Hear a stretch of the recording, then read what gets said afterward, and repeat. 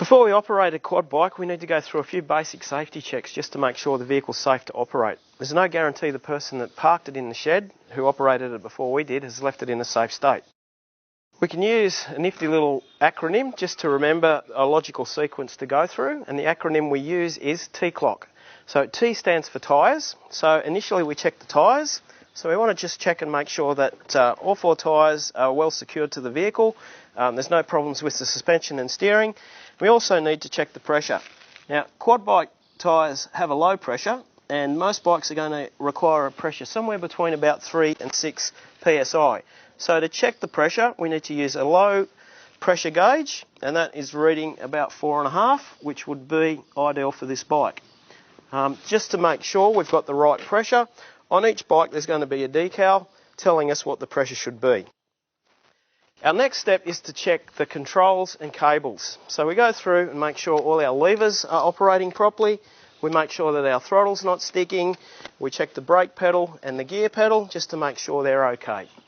So the next step is to check our lights. So we turn the ignition on, flick the light switch on, check the headlights to make sure they're operating, check the tail light to make sure it's on. If the vehicle's equipped with blinkers, we would check to make sure they're working. So moving on from the lights and the electrics, the next one to check is the fuel and oil. We don't want to run out of fuel out in the paddock, so we check to make sure the tank's got plenty in it by removing the filler cap and having a look in. We also check to make sure the fuel is on the vehicle. The fuel valve will have 3 settings. It will have on, reserve and off. So we make sure that the fuel valve is in the on position. And while we're here, we'll check the oil by removing the dipstick.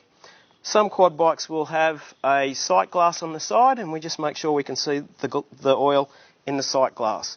So this bike's got plenty of oil, and we'll screw that back in nice and securely, and then move on to our next letter, which is C, which stands for chassis and drive. So we'll just quickly go around the quad, make sure all our bars are secure, our carry rails, make sure it's obviously not bent anywhere, and we'll check the drive system. So most quads have a differential type drive, so we'll check that from the back, make sure that everything looks secure, there's no obvious oil leaks.